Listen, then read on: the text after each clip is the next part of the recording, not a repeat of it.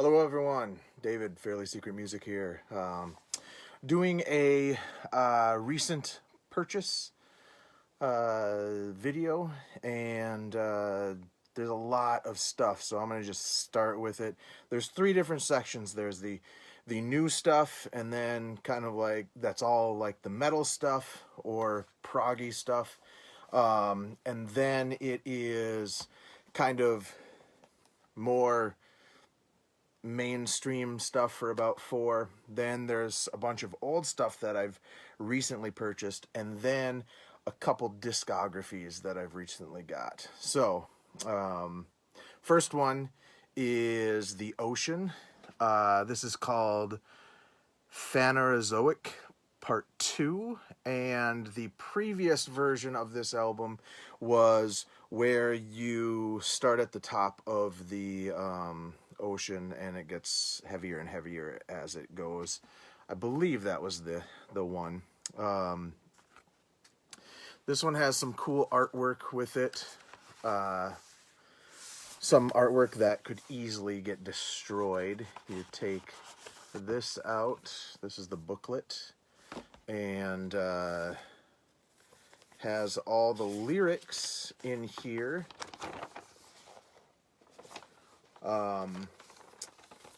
So you can either leave it with this side or that side, whichever you want. Cool artwork, but I should probably have this in a digipack, or not digipack, a plastic case, but more than likely it's not gonna fit.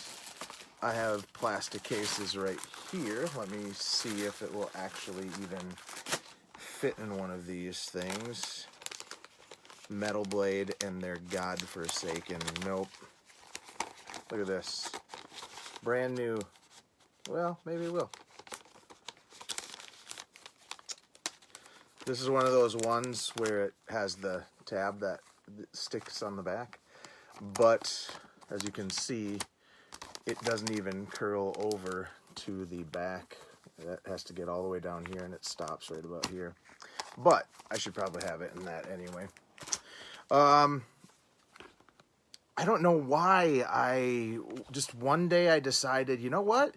I think I'm going to get all the Armored Saint stuff. I've had Symbol of Salvation, the 3-disc version, forever, and I just never really got into Armored Saint past that album. I had Delirious Nomad and Raising Fear, which my friend's brother, I think, did a cartoon that had the California raisin coming out of the ground as the night, and we called it Raisin Fear. This one is actually really good. There's a lot of stuff that I've just listened to once or twice, so I can't really comment a whole heck of a lot on each of these albums, but yeah, I bought a lot of stuff recently. Like, I have the whole Martyr catalog coming from Daniel Mongrain. I bought them directly from him. He's the guitarist for Voivod now. He was in a technical death metal band called Martyr. I have a few things coming from Matt from Dive Bomb. Anyway, this one just came out recently, and it's called Punching the Sky. Goofy album title, and that cover is just weird. I know it's the Armored Saint logo, but it's just kind of odd. If you're not looking at it, it's just looks like a wash of nothing. If you're friends with me on Facebook, you might have seen me post this. Drummer did a drum playthrough of songs from this. This is Ulcerate, and it's called Stare into Death and Be Still. This is in the Gore Guts kind of category. Mark G with a C. I believe you would actually enjoy this quite a bit. And he plays really awesome drum parts. And so if you type in ulcerate drums and stare into, what is it called? Stare into death and be still, drum tracking or something like that, you'll see videos of the drummer playing, and just the stuff that he does and his use of floor toms is fantastic. I'm still kind of on the vocals because they're not enunciated or legible as much as I would like with my death metal. The one thing I like about Luke LeMay and like Chuck and the guy from Disincarnate is you can tell what they're saying most of the time. So, but yeah, check this out. Technical death metal. This is actually their newest one, and so far the only one that I've listened to samples of that I've been interested in enough to buy. Maybe the one previous to this I will try out. This came out Friday. Excuse me. This came out Friday. It is Fate's Warning, Long Day, Good Night. Ray Alder has actually said in a podcast that he thinks Jim Mathios doesn't want to write any more stuff for Fate's Warning after this album. So, that's kind of odd, but I kind of understand. I would really like both of them to be in something together again, but it would just sound like Fate's Warning. So I kind of hope Ray gets in another band that can kind of push envelopes and be really like, kind of like Perfect Symmetry era stuff, but I know that won't happen. Initially, I probably gave this a 2.5 point or 3 stars out of 5. It's more like a 3.5 now after a couple listens. Everything that Fate's Warning has done since Pleasant Shade of Grey has been kind of not reaching that bar that they set with everything from No Exit all the way to Pleasant Shade of Grey, to me at least, because I thought Disconnected and the 10th album and everything they've done after has been just kind of They have really standout tracks every once in a while, like 1 or 2 standout tracks, and the rest of the album is kind of okay. This one, it's actually really growing on me, and I think if I listen to it a few more times, I will really enjoy this quite a bit.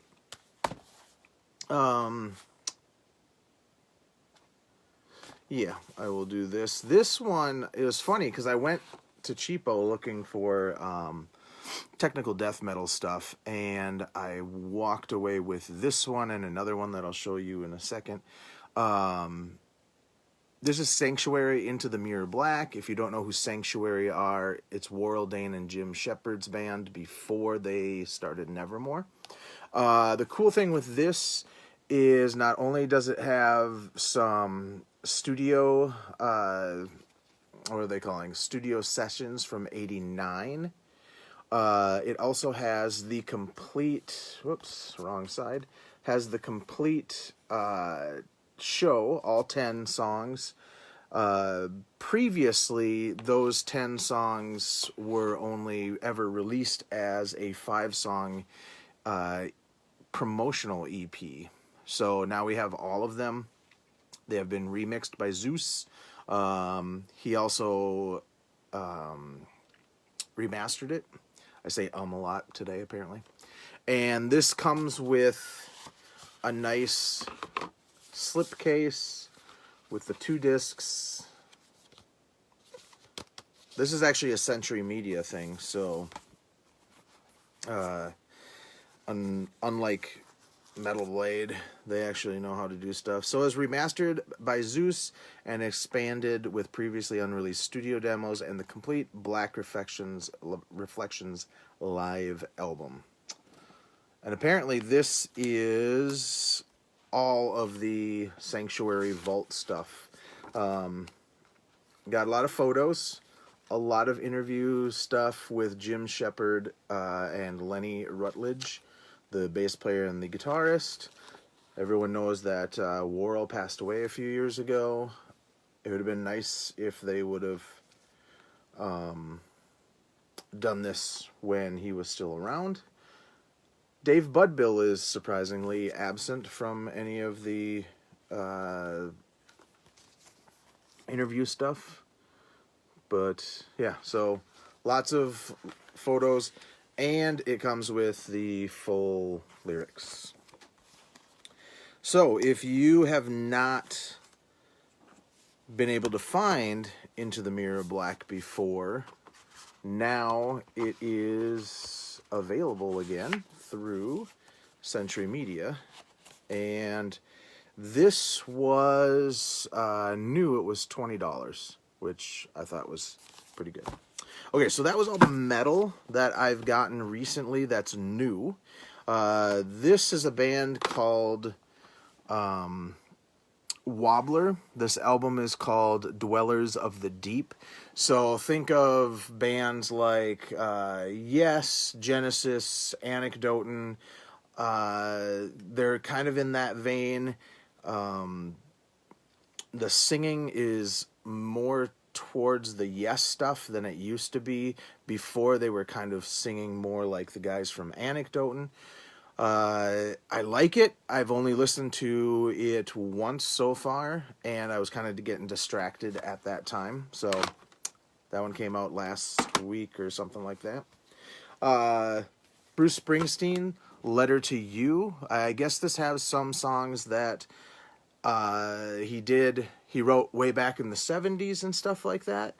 I haven't really looked into it much, but it has that same magic that the album Working on a Dream and the album Magic had, where it's kind of rocking and it's kind of back to, it's the boss, back to that, and kind of just what I want out of a Bruce Springsteen album. I still have yet to even buy that last one, Spirits of the West or something like that. I can't remember what it's called. But yeah, this has some of the worst packaging ever, because you have to pull the damn booklet out from in here.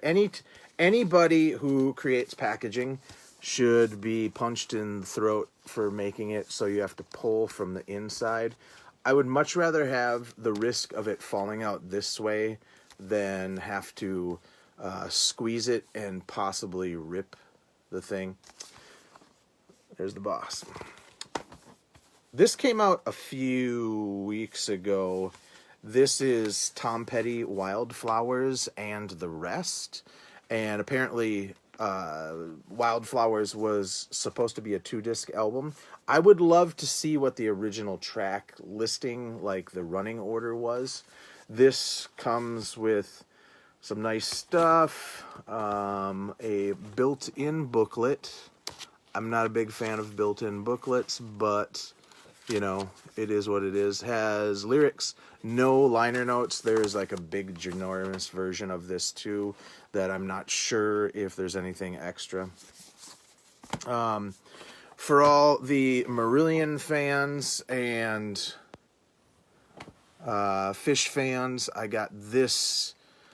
So I don't know if John Vinylizer still watches, but this is the newest and final album by Fish, who used to sing for Marillion, and it is called Weltschmerz or something like that. It's a German word. I'm not sure. I think it means world pain, world of pain, world in pain, or something like that.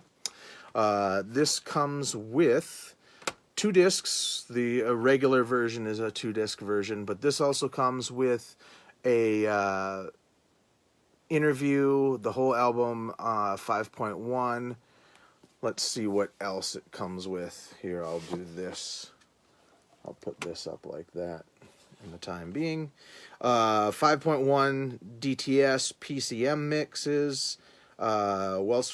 Live from UK 2018 tour. Man with a Stick, Little Man What Now, Sea Song, and Waverly Steps. I think those are all either live or... No, they must be live. I haven't watched that portion of it. Videos for Tales of Worship, which is the conversation. Behind the Mask, interview with Mark and Julie Wilkinson. I haven't watched that yet. Man with the Sticks, Welchmertz, Garden of Remembrance, and This Party's Over. All videos. And if you're curious as to what is in this book, look at this. This is beautiful. The 2 discs, the Blu-ray back here, bunches of photos and tons of liner notes. He has like maybe 2-3 pages on some things for lyrics, like Grace of God. It has those 2 pages, those 2 pages. So 6 pages before the next song lyric comes in. But yeah, lots of liner notes, which I've yet to read yet. But okay, so that was Fish. All right, so I've also purchased a bunch of older stuff that I just happened to come across. And the first one is D.A.D's Riskin' It All. I have their first album, No Fuel for the Pilgrims, which I had when it first came out. This album is pretty good. I've only listened to part of it. I love the song D-Law, which is Disneyland Law. And that was a song that kind of grabbed me and pulled me back in. $2.95. I picked this up for $8 used. Vain, No Respect. I know there's a lot of Davey Vain fans out there. The funny thing with Vain is I had this on cassette when it first came out, and I remember it being really good. I have yet to listen to this because I got it with a big stack of other stuff, which you're going to see. Well, here, I'll just show you. If that's not hair metal, then I have no idea what the hell. But yeah, I've wanted this for a while. I've just never found it. W.a.s.p. Live Inside the Electric Circus, or Inside the Electric Circus. I had this. This is the Snapper version that came out back in 2003. When I bought my new copy of it, way back, I bought a bunch of other stuff. I think I got the whole W.a.s.p. discography. My version did not have the booklet. I found this for $5.99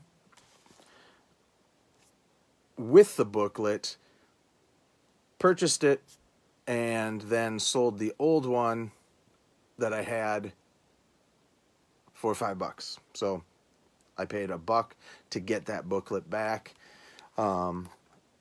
I sold it back to the store that I purchased it at originally, and months had already gone by, and I realized that I didn't have the booklet, or I had the booklet and I lost it, but I'm pretty sure it had no booklet. I think I'm going to stop at this album.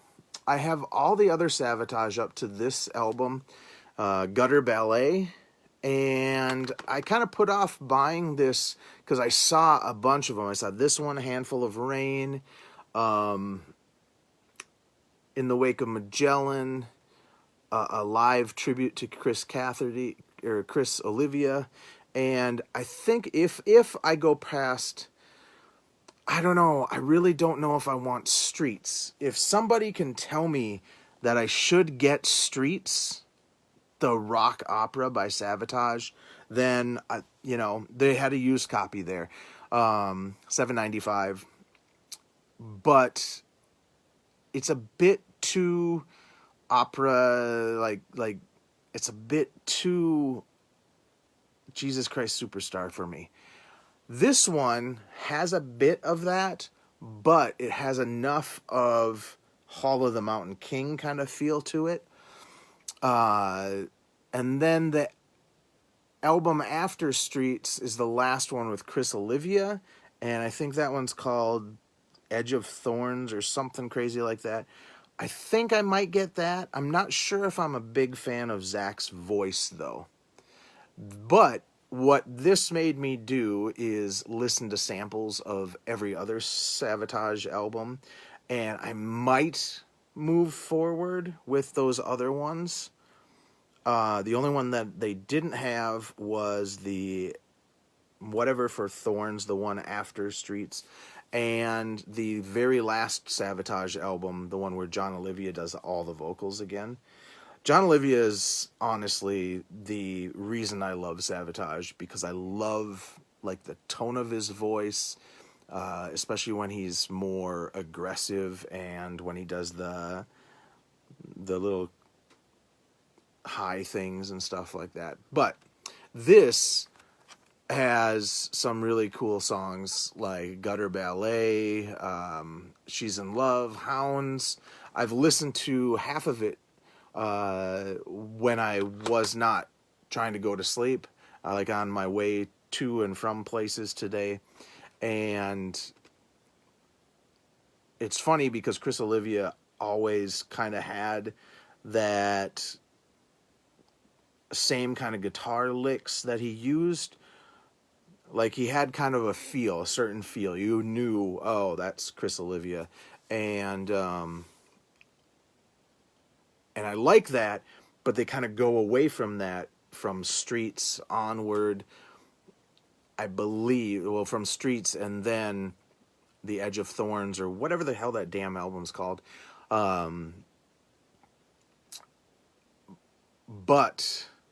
the key is John Olivia to me. So without him singing, I'm not sure. So I've talked about Savatage way too much, but I know there's a lot of Savatage guys on here. Or there should be. I only need like maybe 2 other Testament albums. Found this for what, $6.50, and all of these are easy to pull off. These things are the worst. I used to work for this company. They're called Down in the Valley, and I've always hated. Actually, I work for both of these companies. Cheapo does the yellow ones, and Down in the Valley does these ones. But these are impossible to pull off. But I found Testament Low the other day. I also need Kiss Alive, the remastered version. I found one for $12.50, and I was just like, that's too much for a used, even a double disc. I thought $8.50 or $8.95. Yeah, I would have bought it. But so I needed Low. I need New Order, I think, and Souls of Black, and then I'll have all the Testament stuff again. So yeah. Here was a thing that I didn't think I would get back again, but then I found their second album, and I realized, hey, I need to get this. This had sat for about a year at another record store. This is Spread Eagle's debut, and they had it for $10. I bought a copy of this for $2 or $3 a few years ago, and then needed money, so I sold it for like $20-$25 or something like that, because I thought it was okay. But then I found their second album for like $1 or $2, and when I saw this for $10, I thought, nah, I'm not gonna buy that. Then I saw it for $3.99, and I thought, yeah, I'll get that. So they're kind of in that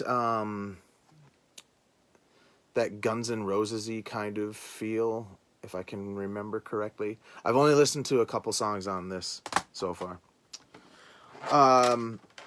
If you're not familiar with a guy named Matt, who owns the company Dive Bomb Records, every once in a while he will post that he bought a bunch of stuff, and once he has went through it and restocked what got damaged in a fire, then he sells off stuff. And he had the first 3 Megadeth albums in the original versions.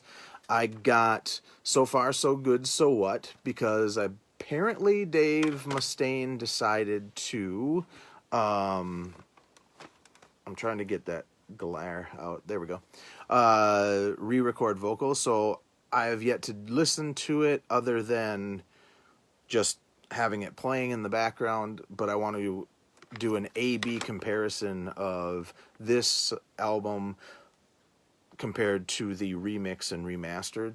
I do love those remix and remasters because I think they made Gar and Chris and Dave Ellefson sound fantastic. He did also have Peace Sells, But Who's Buying also. And he did have Killing Is My Business, but by the time I talked to him, somebody else had gotten it. He actually, these two, somebody else had claimed them, and then they backed out of the deal. So I was like, yeah, I'll take them. They were $6 each.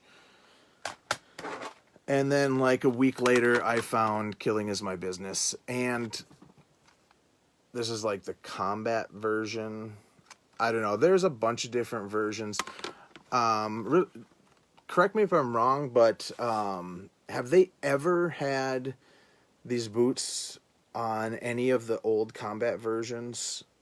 I know the remix and remaster has it, but it has the beeps in there, and I'm not sure about the newest version that they remixed again, I believe, or no, not remixed, they remastered again from the remix. So each version has their charms. So I do like the bass sound on this, but I like the presence of the bass on the remix, and the drums, I like them more present. I kind of wish they sounded like this, but more up front on the remix. But if I had to choose between this and the remix, I would go with the remix. All right, so those were all the ones that I was like, what? I didn't know these were going to be in my collection anytime soon. As I said, I decided to get all the Armored Saint stuff, so I will go through these pretty quick. This was the most expensive one that I had to get because this, I think, is out of print now. La Raza. This was their album they did in 2010. This is probably a pretty long video, so I'm going to kind of speed through these. Armored Saint. Sorry, you already know it's Armored Saint. Delirious Nomad, which I believe... no, I don't believe. I know that Brendan Van Doom just showed that he got this on vinyl. This is the Rock Candy remaster, as is my March of the Saint. These are the only two that Rock Candy has done. I would have rather had the original versions, but I heard that March of the Saint had kind of a tinny kind of, it didn't have balls, and so hopefully this is better than the original. Delirious Nomad is surprisingly awesome. Remember, I was never a big Armored Saint fan. This has actually made me want to go listen to the Anthrax stuff. I cannot find the one with the 8-ball, the Anthrax with the 8-ball. That was a weird label that went out of business. I believe it's getting reissued soon, so I'll have to get that finally. Revelations. Have I even listened to this? No, I have not listened to this at all yet. This album, Win Hands Down. This album is just kind of not the greatest. I listened to it one night and I just thought, wow, I was correct when my friends Brian Latigre and Anthony Johnston have a podcast called Thrash It Out Podcast. Listen to it if you like metal, because It's been going for like, I think they're on their 6th season or something like that. And it's pretty damn good. But they did this album, and when they were going through the songs and playing samples, I was like, I'm just not getting it. And this is probably, out of all of these, my least favorite. I'm going to even say it's my least favorite over Revelation, which I have not heard. But this does have an awesome Douglas Wayne Barlow cover. So it's got to be good, right? I saw Armored Saint at First Avenue with MSG. They were on the Perfect Symmetry tour, and they were on the Raisin Fear. So this is the one where my friend's brother took a California raisin and drew it coming out of the ground and called it Raisin Fear. I remember not liking them at the time, and my brother really did not like them. Armored Saint, Carpe Noctem, and this is a live album that is really good. There is a song called Aftermath, which is on Delirious Nomad, but they play it on this. Fantastic. Greatest Armored Saint song of all time. And this was a band that I really didn't think I would be buying all of their stuff from. I had 2 albums. I have Alone and Adagio, and that is Solitude Eternus. I believe this album is a live album. This is the one that I have yet to listen to because I bought all of these at the same place. This is Through the Darkest Hour, Downfall, and these are all the original versions with lyrics and fun things like that, you know. There's versions of this and Through Darkest Hour where there's absolutely no lyrics. It's like a one-sheeter, or it's like where it opens up a digipack like this, and it has the shittiest artwork too. So, one that I did pass on was their very last one, which is demos from right before Robert Lowe joined, and that singer was atrocious. So these last 2 I could not believe they had there. This was $9.95 used. Beyond the Crimson Horizon, their second album, and then Into the Depths of Sorrow, which was $14.95. Wait, yeah, he charged me $14.95 for it. So, that's awesome. So I got all of the Solitude Eternus, and I think that's where we'll end this. Hopefully this wasn't too long, and tell me about Sabotage. Tell me if I should go past Gutter Ballet, or if I just should stop that shit right dead in its tracks right there. Tell me which Megadeth versions you like better. I'm interested. All right. I'm going to give a shout out to Brendan Van Doom, Metal Mickey, Mark G with a C, Darcy 6 Strings 9 Lives. You guys continue to put out great stuff, great videos, and there's a few other people that I watch, but I do not watch as religious as you guys. I will always watch every one of your videos that you guys put out. I might not comment all the time. And if I comment multiple times, that's because I'm commenting as I'm watching the video. You guys take it easy. Happy Thanksgiving soon. And I've already moved on to Christmas because we had Thanksgiving a little while back. That's a weird story. Anyway, good day.